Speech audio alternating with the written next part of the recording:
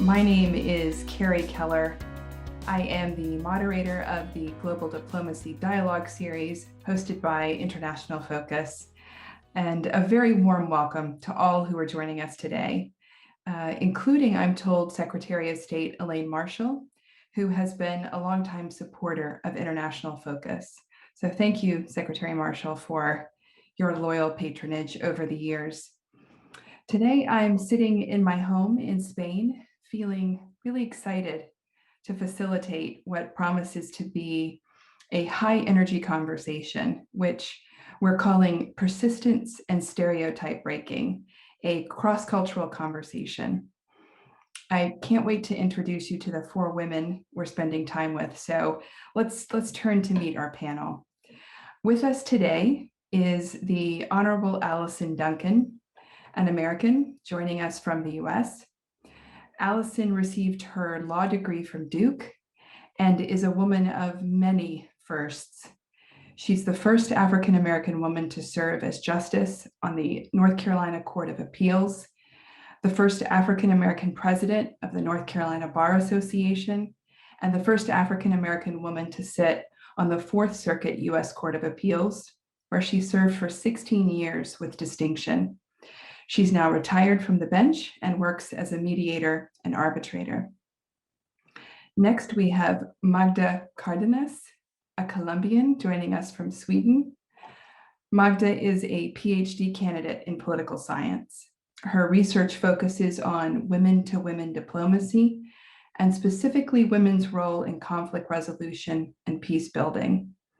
Prior to her doctoral candidacy, Magda worked as a lecturer in international relations and as an advisor with the Colombian government focused on gender and human rights. Next is Shona Murray, an Irish woman joining us from Belgium. Shona is a journalist with extensive reporting experience in European current affairs, as well as international politics. She's reported from hotspots around the world and currently works as the Brussels correspondent for Euronews. Shona holds degrees in international law and international peace. And finally, Seppi Saini, an Iranian American joining us from the US. Seppi is an engineer and the founder and CEO of an award-winning civil engineering consultancy that's celebrating its 20th anniversary this year. She holds degrees in civil and agricultural engineering and serves on multiple prominent boards across North Carolina. Now, that set of brief introductions doesn't come close to showcasing the accomplishments and accolades that these women have, but I hope it stirs your excitement and compels you to lean in over the next hour. I feel immensely honored to be in dialogue with this esteemed panel of women who, each in her own way, I see, is working hard to forge a gender equal world. So thank you, Magda, Shona, Seppi, and Allison for being with us today. Okay, friends, in the spirit of International Women's Day, our objective with our time together is to explore the inspiring career paths of these four amazing women. And as you may know, International Women's Day is a global holiday celebrated annually on March 8th to commemorate the cultural, political, and socioeconomic achievements of women. It's also an important focal point in the women's rights movement, bringing attention to issues such as gender equality, reproductive rights, and violence against women. I'd like to kick off our conversation by sharing the theme of this year's International Women's Day celebration. And that theme is Choose to Challenge. And I'll give you a little bit of background on this theme. A challenged world is an alert world. Individually, we're all responsible for our own thoughts and actions. We can all choose to challenge and call out gender bias and inequality. We can all choose to seek out and celebrate women's achievements. Collectively, we can all help create an inclusive world. From challenge comes change. So the invitation to all of us this year is to choose to challenge. Thinking about this theme, I'm curious to ask each of our panelists, what have you challenged during the course of your career? And what change has come from this boldness? Allison, would you be open to kicking us off?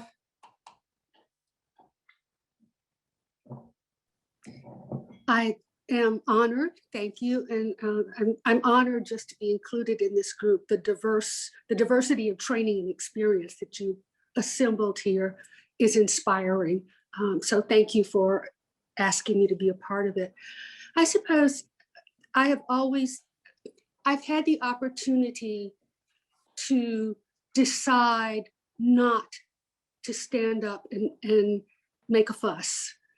And early on, I decided that, or at least in the beginning, I was far more likely to call attention to myself by standing up to something that I knew wasn't right.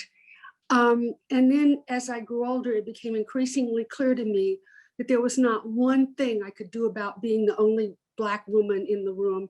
And even if I said nothing whatsoever, I was still going to be conspicuous.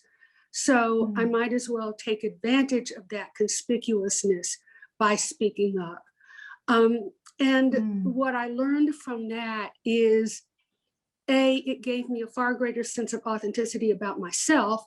And B, I was surprised to find that people at least appeared to take me seriously because I was speaking from the depth and profundity of my own experience.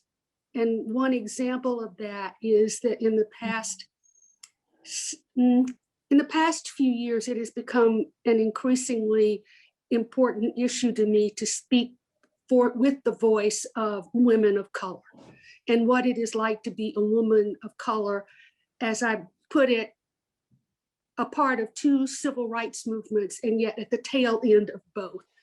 And so I'm pleased to have that choice that grows out of what I am to speak to something I care about so very much. Thank you, Allison. Magda, I wonder for you, what have you challenged in your career and what change has come from that?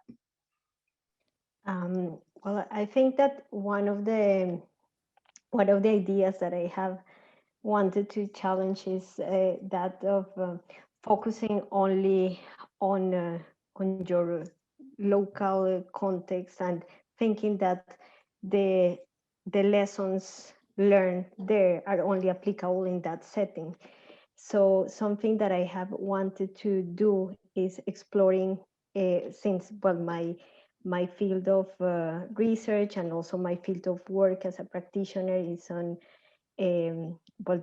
peace conflict resolution. So and in a context as Colombia, where of course we have a long armed conflict, we tend to think that, or is a widespread feeling that we should only look at Colombia and maybe doing research or trying to bring those lessons to other settings is maybe secondary, but I was always interested in seeing beyond that geographical issues. And what is fascinating from that is that when I have had the experience of being with women from other places like Georgia, Myanmar, Kosovo, then there are so many lessons that can be shared and so many things that both we can learn from them and that I have been able to bring to Colombia, but also lessons from our experiences in Colombia that can be applicable in such a different setting as that, and find really strong commonalities as women, of course. Thank you, Magda. And Shona, how about you? What have you challenged? Hi, everyone. Thanks for having me. Well, one of the things that I consistently find working in politics and working in journalism is how disproportionate the representation of men is to women, but in particular in politics, working as a reporter covering politics. And it's no coincidence that you have decades of gender inequality legislation in places like Ireland coinciding with the fact that there's very little female representation. In 2018, Ireland had a referendum, which was to change the constitution to allow for women to have abortions. Up until then, it was constitutionally outlawed. There was an amendment made to the Constitution in 1983, which said that a woman's right to life was equal to that of the unborn, regardless of gestation. So a woman's life is equal to maybe a 3-week-old fetus and so on. And this has led to a huge impact on women's health in Ireland. In particular, one young woman who died, she was miscarrying a 16-week-old fetus, a much wanted pregnancy, and she died of sepsis because the hospital wouldn't remove the pregnancy because there was a faint heartbeat, even though she was dying. It wasn't going to obviously continue the pregnancy. And working in an all-male newsroom, bringing these women's stories to the newspaper was very important, but also being a woman, being able to listen to those stories and ensure that when people were having a conversation about whether they're going to vote in favor of allowing abortion in Ireland, that they knew all of those stories of those women, the women who had to travel to the UK to have abortions, or women who were suicidal and couldn't have abortions. The seriously traumatic times that women had gone through in Ireland, but never really had those stories recorded because it's such a controversial issue, but also because most of the politicians were men. A lot of the male political correspondents didn't really touch these stories. So for me, it was very important during that time. Obviously, everything is completely objective when you're a reporter, but to ensure that when people were making that decision and deliberating, they knew what was going on through women's minds. I mean, for example, you could have an abortion if your life was in danger for suicide, for example. But in order to prove that you're suicidal or had suicidal ideation, you had to get 3 confirmations from 3 experts, 3 GPs or psychologists, and often that would never happen. And psychiatrists that I spoke to said that they'd often tried to get this for some women. The 1 or 2 GPs or doctors would be against it. By the time you got 3 people to confirm that a woman had suicidal ideation, sometimes she may have taken her own life already. So anyway, this was just very important for me as a correspondent to ensure that finally those women's voices were heard during that time. Thank you, Shona. I can't wait to dive into these thoughts. Seppi, I'd love to wrap up this first question and hear your thoughts. Again, I'm so happy and honored to be here with this incredible group of women. And I just wanted to hear Shauna go on. I didn't want to stop because I loved what she was talking about and all the other comments that have been said earlier. I would say from challenge perspective, I have, being a female from Iran in the United States in the South. So I live in the South, and I came here when I was a teenager, and it was right before the revolution, Islamic Revolution in Iran, and we came here, me and my other siblings, for the intention of going to college and then going back to Iran. So it was not a planned exit. It was not thought through that it was the last time I was going to see my bedroom in Iran when I was a teenager that I left. So when I came to Raleigh, probably it has always been a challenge, has been a part of what I have dealt with all my career and in the society and in my life. And to have gone through being an entrepreneur and being very successful in a field that is dominated by men, we really there's a lot of disparities still in United States in the number of women entering college in fields of science, technology, engineering, and math. So the STEM fields are extremely still lacking female representation. So for me, being rather kind of thought of as an outsider, coming here and being able to do what I did, I would say the 2 most important things I had to challenge. One probably most important thing was what I believed about myself. And I think that's always a really big issue for women, because we don't see a lot of women like us. We don't have that role model. We don't see women of color being federal judges or being a conflict resolution of another, in Colombia, or Irish with what Shauna's doing. So it's not a significant number of us out there. So I think initially for a lot of us, and maybe of my generation, maybe it's closer to Allison's, but we had even less when we were coming, even less number of women who look like us. So initially you have to challenge your own belief about what you are able to accomplish, which is probably the most important thing. For me, that was the most important thing. And then after I was able to go through a lot of challenges with just not being able to move up in my career, finally decided to start a business. And I really only knew one other person, a female, who had started the engineering company here. But so the challenging the stereotype is really key. Challenging your belief about what you can accomplish is really important. And also just being able to keep going, because it's really difficult when you're always one of the only people in the room on the boards. You're one of the only females in the board. So by doing that, probably one of the things that really motivated me from the beginning was what kind of impact I'm going to make for other women. Am I going to be able to inspire them? Am I going to be able to open a door for other women, which is something that I'm extremely passionate about, and really want the path to be easier. So my goal has always been, to this day, is maybe if I'm going to go through this, maybe a female looks at me and says, if she did it, I can do more. And that's what I want. So that's really what motivates me. And I think that's the change I've seen. And I feel that it has made a difference. I see a lot of nodding heads, Seppi, with what you're saying.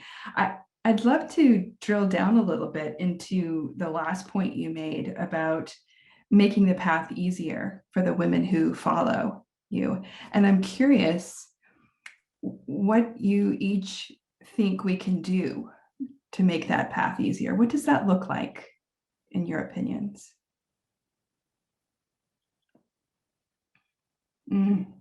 Allison. Okay, every year I hire 4 people as law clerks. So I have an opportunity to spend a year with a very, very bright group of young law graduates before sending them out into the world. And what in that relationship, I get work from them for a year. They get a mentor, surrogate mother for life. One young woman, an African-American woman who's with a law firm in New York, argued a case against the CIA in the District of Columbia Court of Appeals. And she was terrified. She was terrified. So the night before the oral argument, we said, walking through this, just one breath at a time, just take a breath. You get a really difficult question, just take a breath. Just take a breath. But it was, she thought it was, she said it meant a lot to her. What she didn't understand is how much it means to me to watch those kids grow up, to watch them face challenges, and to watch them surmount those challenges. And I've married some of them, and I don't mean you know what I mean. I mean, I performed the wedding ceremony of some of them. It's a little disconcerting the first time a male law clerk asks you, who's 22 years old, Judge Duncan, will you marry me? No, I am married. Oh, you will marry you to somebody else. Okay, got it. But to watch them thrive is my joy. It's meaningful to them. It is every bit as meaningful, if not more so, to me. And I do everywhere I go. Every time I speak to a group of people, I leave my email address and I say, and if you don't email me, if you have a problem, that's on you. And I mean that. And I suspect Seppi and Magda and Shona all do exactly the same thing, because that's the kind of women that they are. And that's what makes them so special too. I can feel your passion, Allison.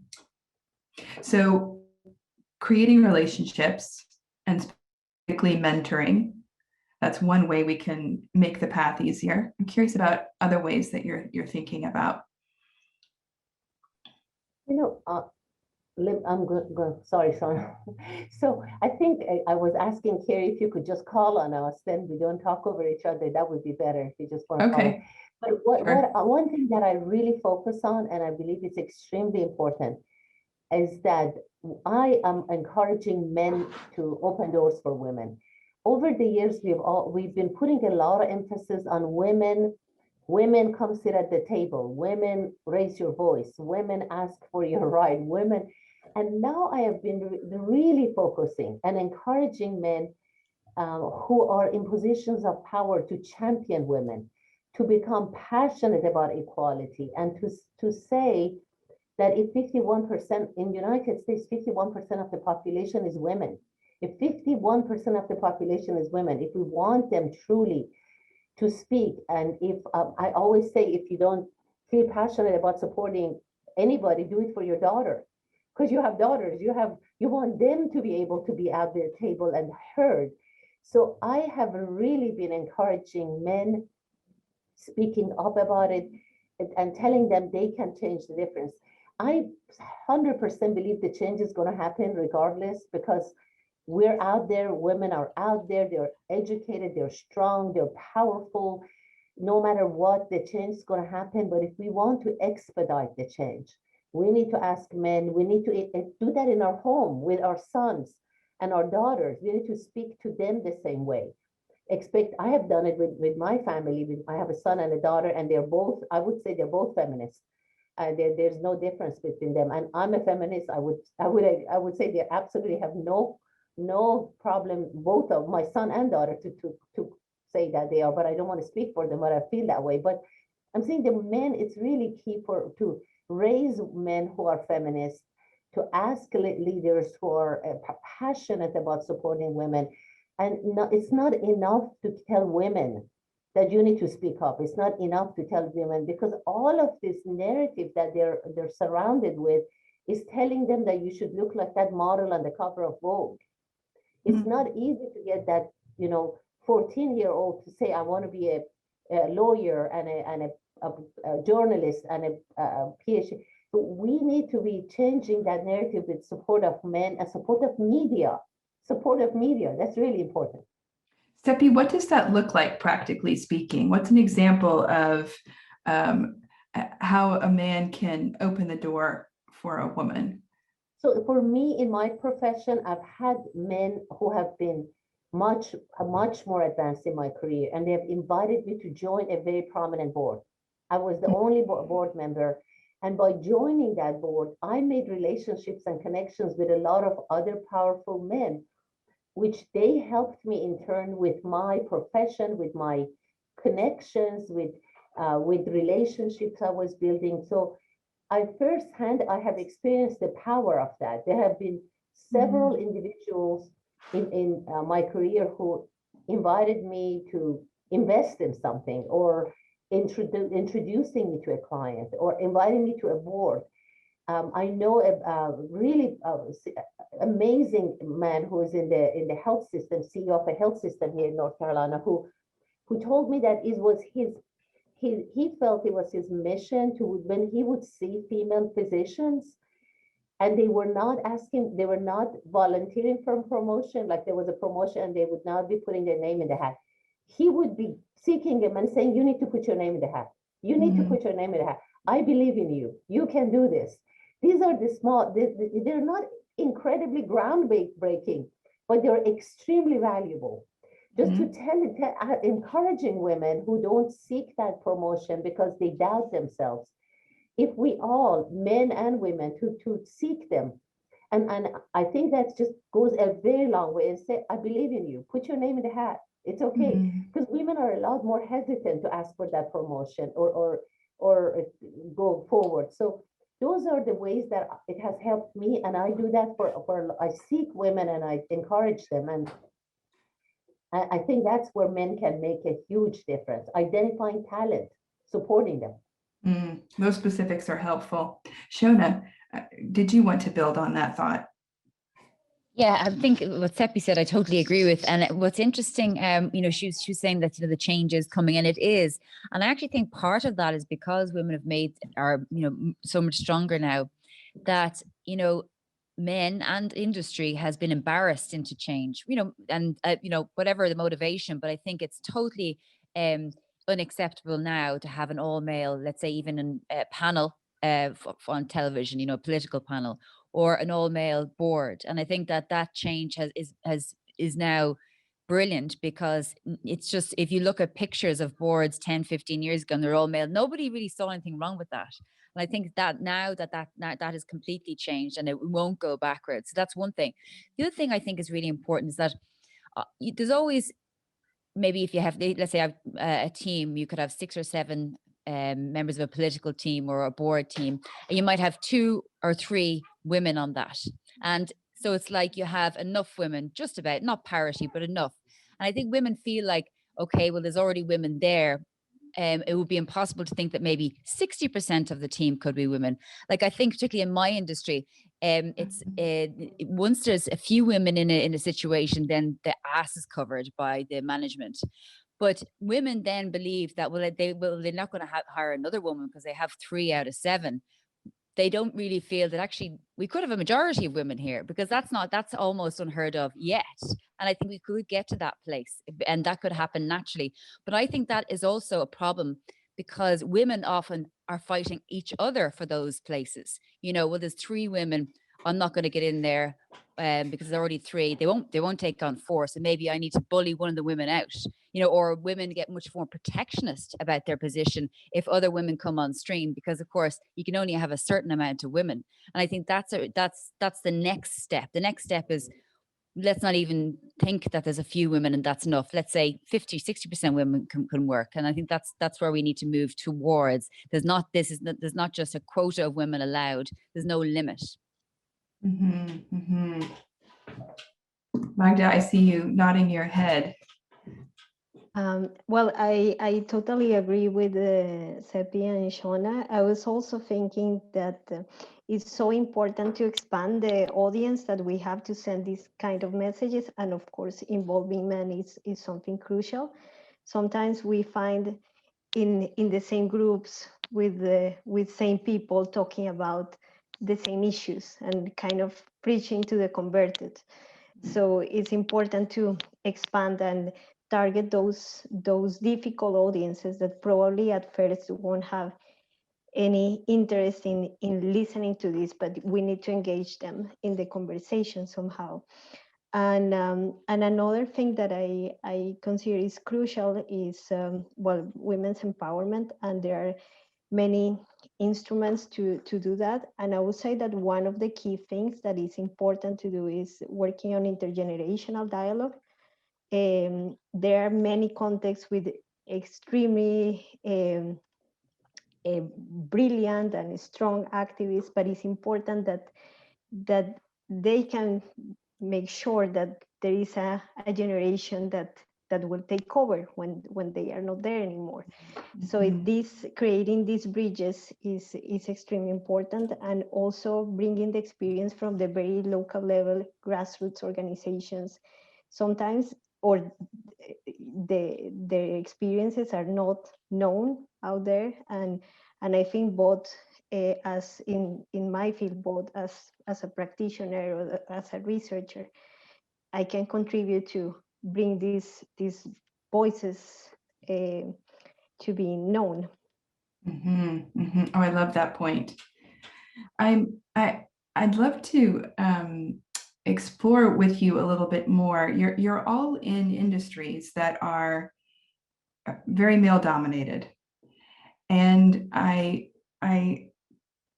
picked up on something Seppi said about finding strength within to believe in yourself, and then having the resilience to keep going and keep looking for ways to create an impact. And so I'm curious, in these spaces where you find you may not be in the majority, how are you, what's your self-care look like? How are you keeping yourself juiced to keep going out there and doing the kind of work that you're doing? What does that look like? Allison, do you have I thoughts can on that? start. If you want me Okay, to start? sure. Don't stop me, I'm always starting. Uh, so, it's really, for me, that it doesn't have a particular routine. It's very difficult, and it's quite challenging because it's busy, and you're trying to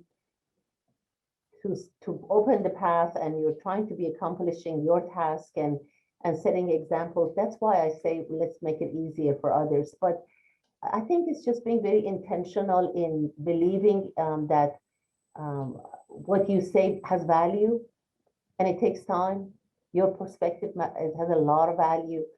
To finding your voice takes time. Especially for me, it worked when I was. There were many times that I was extremely intimidated, and then I would be in the a company of a lot of male colleagues, and I would be very intimidated going, for example, to the sport.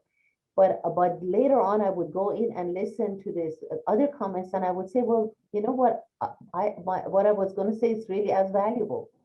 That it's not it's not like what they're saying is not something so out of ordinary that I couldn't have thought about, or my idea actually in some cases are better. So I think by putting yourself in those, for me, it worked by taking that leap, putting myself in those positions that I was uncomfortable, and then finding strength from listening and recognizing that my voice is and my ideas are as valuable, as clear, as good.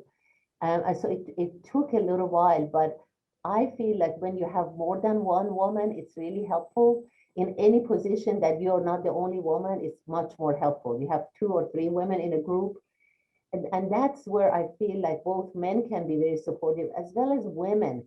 I also really encourage all women to, no matter what, support each other. I mean, I am to that degree. I go to that far out. I say, no matter what, support each other. Even if you feel that relationship may not be as easy, I always think to myself that her path wasn't an easy path. My path wasn't an easy path. If you're not connecting as easy as we need to, let's not take it personally, because we neither of us has had an easy path here. Let's be more compassionate, more supportive, and always, I always am supportive of women. I mean, that's my goal, even in cases where somebody says, well, this person said that, and I was like, I didn't hear anything. It's never personal. We always had a difficult path. So I really think that makes a difference for us to support each other, and that gives you resilience, drawing from that women friends and their women colleagues. And I think those can be very helpful as well.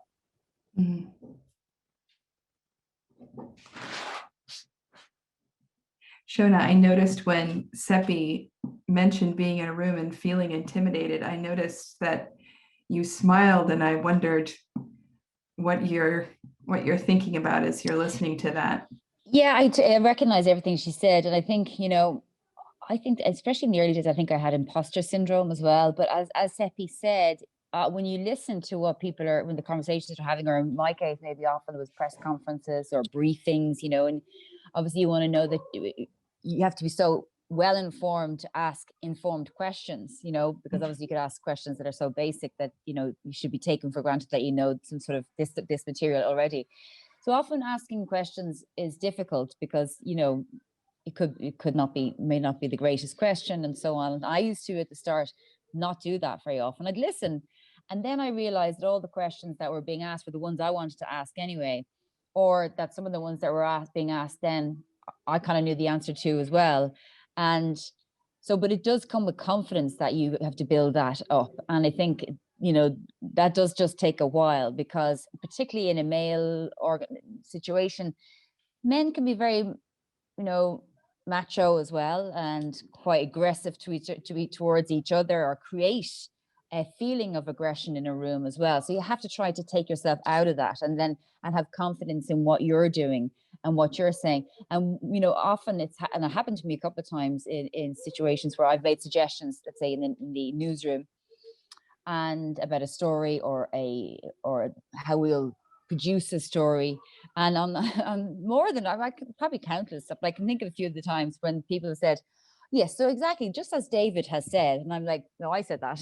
The woman said that.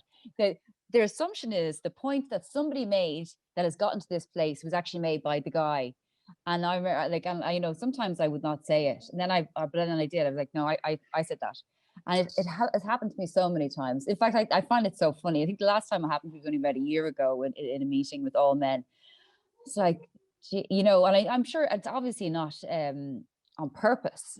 And maybe sometimes it was just a mistake, but it happens also frequently that it's always the good ideas that I've put out in a conversation have been attributed to men, invariably.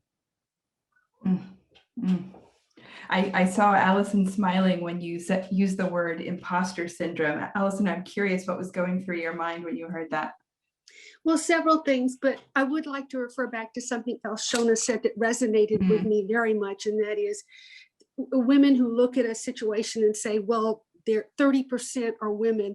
Shona, you know, I am sure the famous quote by Justice Ruth Bader Ginsburg when she was asked, how many women should there be on the United States Supreme Court? And she said 9.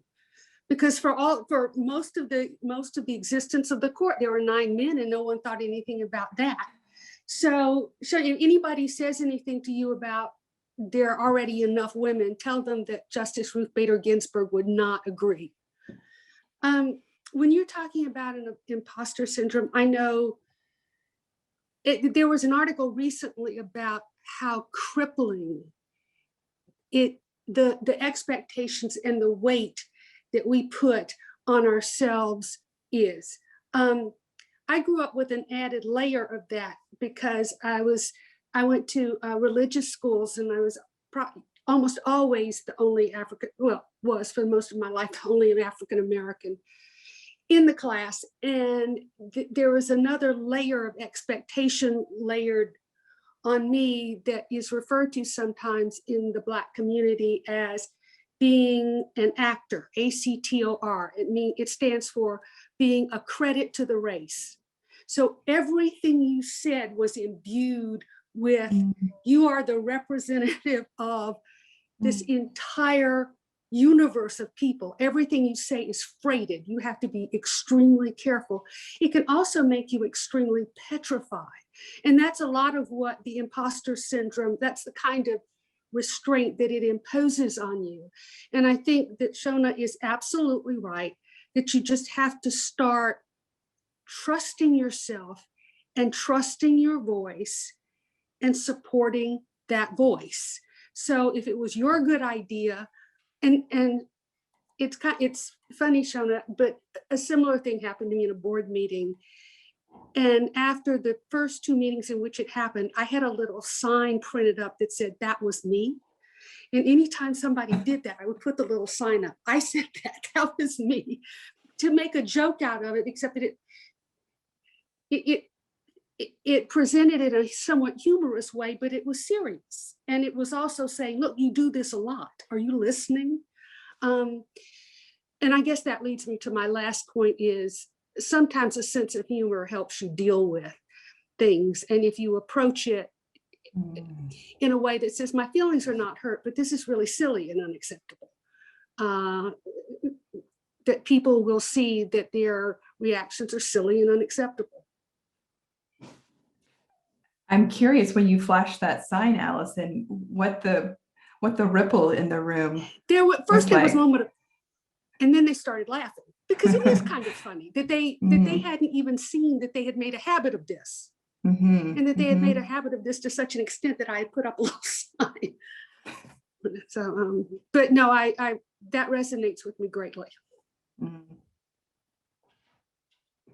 Magda, I'm curious your take on this topic of imposter syndrome, and also just being able to take up more space in the conversation, confidence?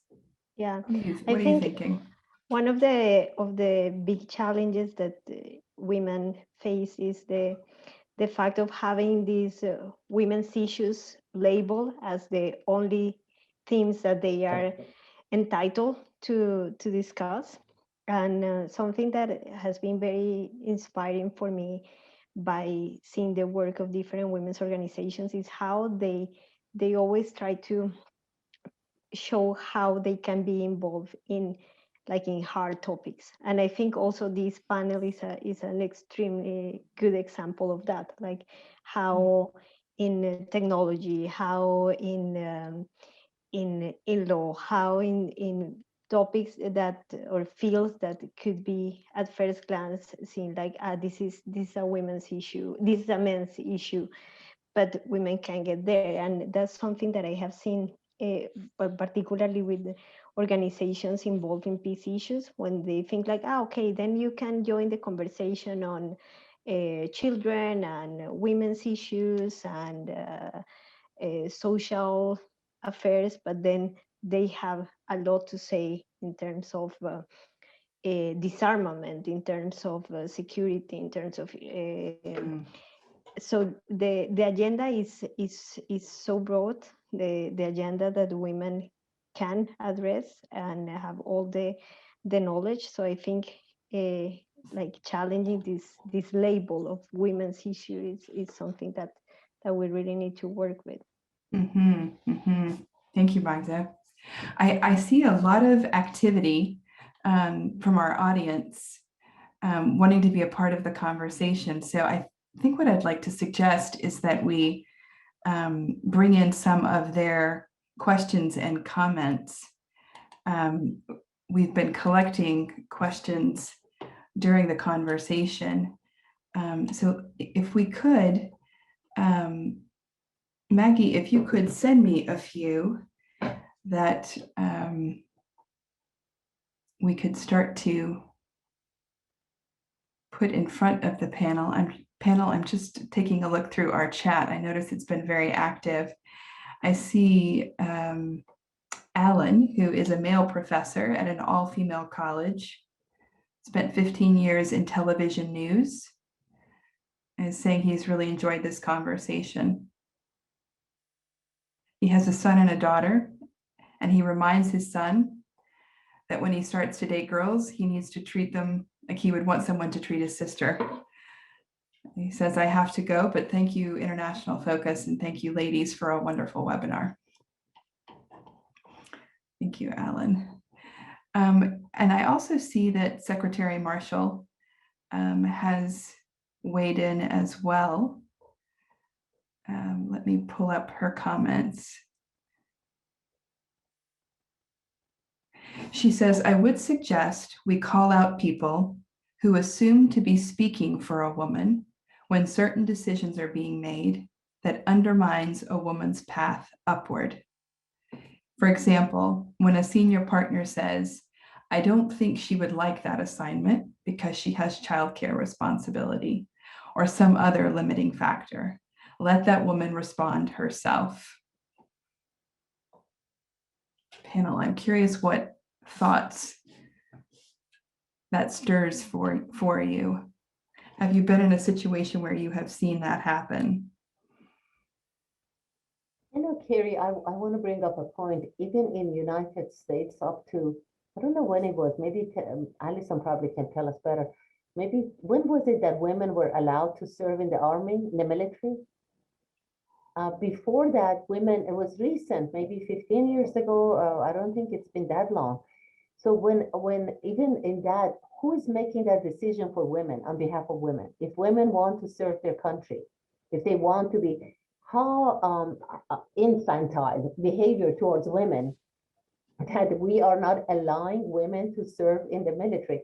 I think that changed since, but this is very recent change. So when Secretary Marshall was pointing out about not giving an assignment, for example, to women because they have a childcare, the culture has to shift. The culture is like women need a sponsor, or women need somebody else to speak on their behalf, or They don't know how to manage their own affairs, that somebody else has to manage that for us.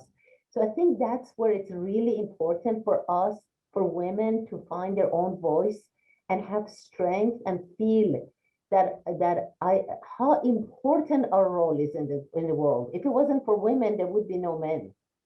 So I mean, the value of our women, not allowing jokes, I mean, when I say supporting women, is when they don't allow jokes, any kind of jokes or humor that's towards females, when the most common curse word is about somebody's mother or something.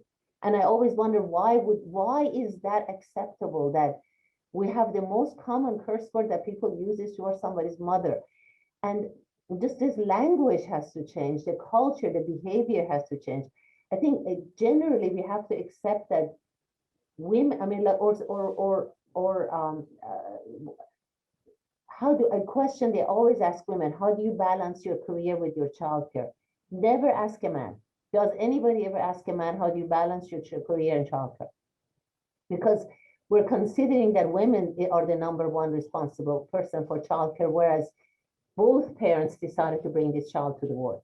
So it's both parents' responsibilities. Or my female friends in the past would say, I'm very lucky my husband helps around the house. Or the phrase housewife. The women who work at home without a salary, without a title, without a pension, and they are working all day. We don't even call them a homemaker. We call them a stay-at-home wife. Stay at home. In the United States, is quote unquote stay-at-home wife. And even women say, oh, I'm just a stay-at-home wife. So I think those can play a big role. Those conversations, those words, calling out people, calling out ourselves, watching out how we refer to it ourselves. Every woman in front of me who says, oh, I'm just a stay-at-home wife, I said, no, you're an important part of your family. It's just the fact that you don't have a paycheck and a title and a pension. So you're incredibly important. You're so valuable. So I think those things could play a big role, how we choose to speak, how we support each other, how we ask men and men's colleagues and supporters and husbands and brothers. Just really changing that narrative in the world would be a big step forward. Mm-hmm. I'm curious, Seppi, this has come up a couple of times across the panel's dialogue about finding your voice. And I think that can feel a little abstract, especially if you're younger. Can we double click on that for a minute and you give us a little bit of clarity around how exactly do you find your voice? That's such a great point. And it took me a very, very long time. And even into having had my business. And I think finding your voice comes from self-worth. This is when it's like at the core of it is when you are by yourself, you and your thoughts, you are alone by yourself. When you look at yourself, how do you value you? How do you value yourself as a human being? Not judging against somebody else's looks or somebody else's degrees or somebody else's anything. How do we embrace our self-worth? I think that leads to confidence and that leads to voice. If I love art, doesn't mean that my friend who may be a physician is more valuable than who I am. So there's a lot of construct in the society that puts value in areas where they're not accurate or real. So we just decide that somebody, for example, who's good in or is an engineer is more valuable with somebody else who's teaches literature, for example, or a secretary or admin work or executive assistant. So I think once we strip those things as an individual, we look at ourselves and say, what is my passion? What is my desire? Even if I don't want to go to college, I'm still valuable because I am, because I'm here. And that's a voice that we really want people get it from their parents at home. Mm-hmm. That self-value and self-worth comes from home. Now, there are a lot of people who don't have that. They're not in that family environment. They may have never had a family. So I think it's really allowing people and encouraging each individual to say, just reflect on who you are, embrace your own self the way you are. The only way we change and we reduce our value is by comparing to something else that the society says is more valuable. But if we look at ourselves and say, my interest, if I just love cooking, or I just love whatever it is value. Whatever I want is valuable because I'm a human being on this planet, that for being here, I'm valuable. So that is the self-worth part that we struggle with. Men do, women do a lot more because the scale is difficult and much more challenging.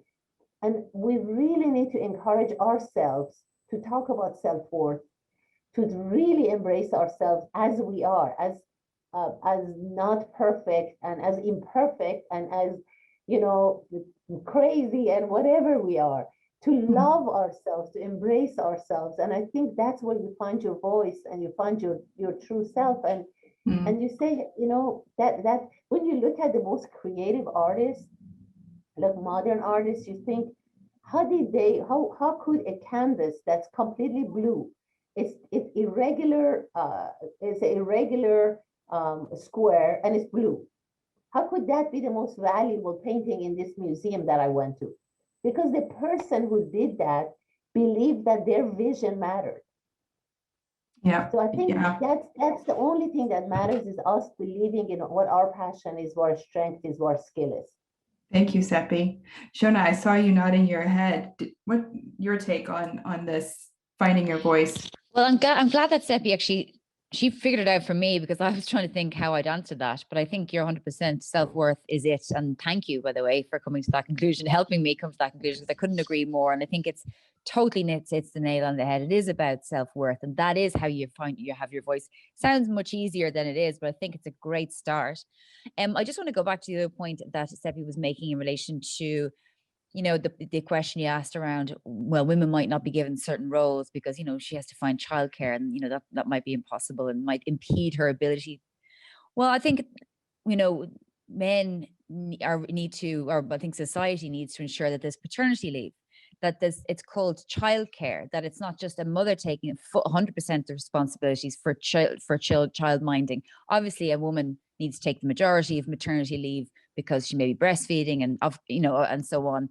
But the idea that men take leave after a child is born is important too, because then both sexes are going to be taking time off to raise a child. So it's not going to be that you would choose a man ahead of a woman because, she'll be absent for whatever it is, 6 months or so. And I think just that feeling in society that we're all in this together when it comes to childbearing, and it's not just a woman's responsibility, and men will take parental leave and paternity leave.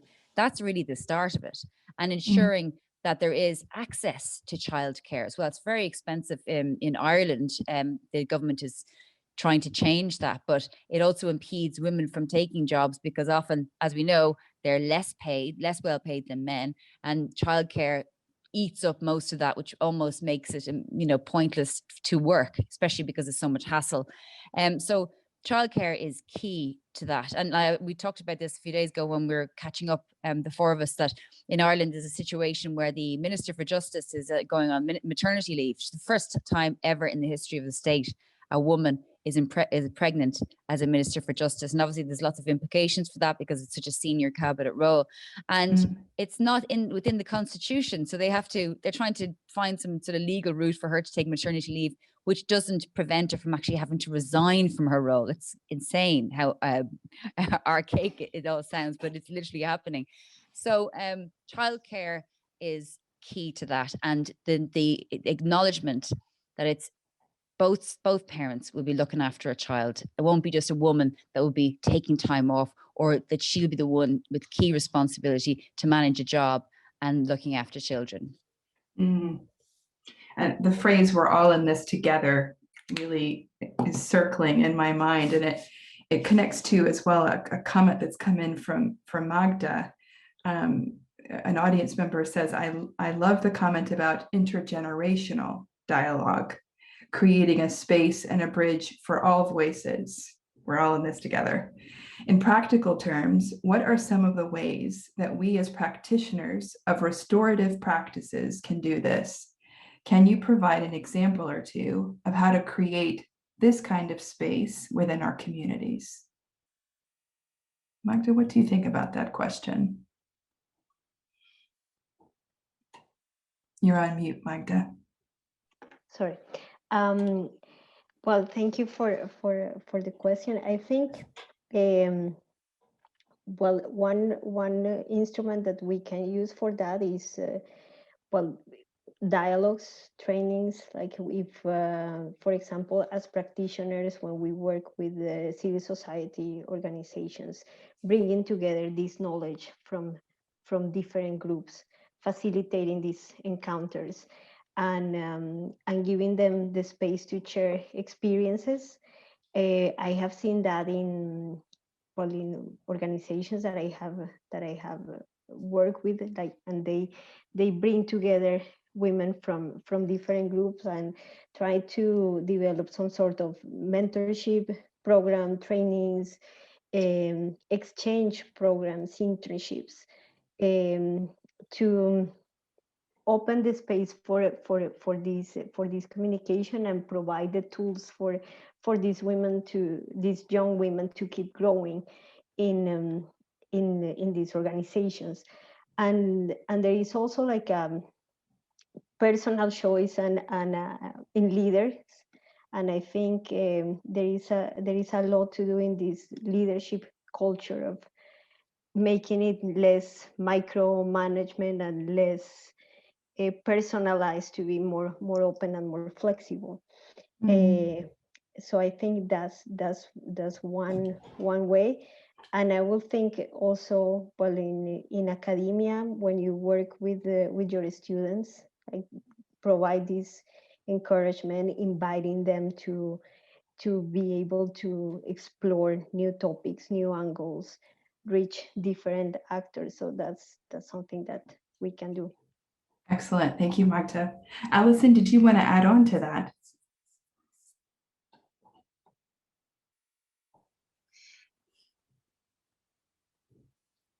I've been looking at the comments too, or just did, and it seems to me that one of the things that they reflect is the extent to which people are looking around for others after whom they can model themselves.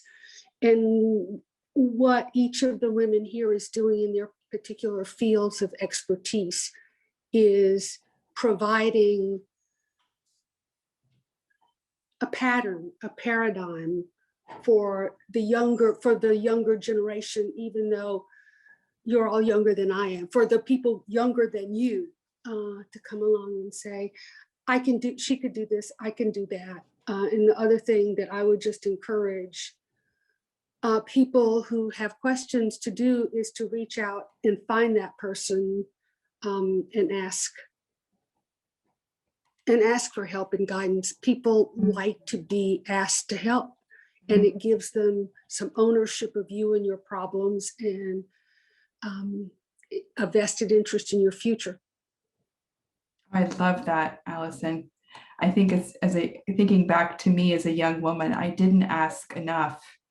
And I know now, in almost at 50, that I wish I was asked more by the younger generation that's following me. So I love that point. We're at time. I can't believe how quickly the hour went. Yeah. I see a comment that says, smart, kind women, all of you. And I think that's a wonderful way to sum up how generously you've shown up today, Seppi, Allison, Shona, and Magda.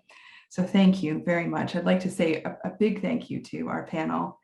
Thank you to you, audience. Your thoughts and your questions are deep and stirring my thinking as well. And I'd like to say thank you to International Focus, the team and the leadership who's made this series possible. I think these conversations are incredibly important. And so thank you to International Focus. I do want to flag before we wrap that a survey is being shared in the chat shortly with our audience. Yep, I see it just came through from Emma.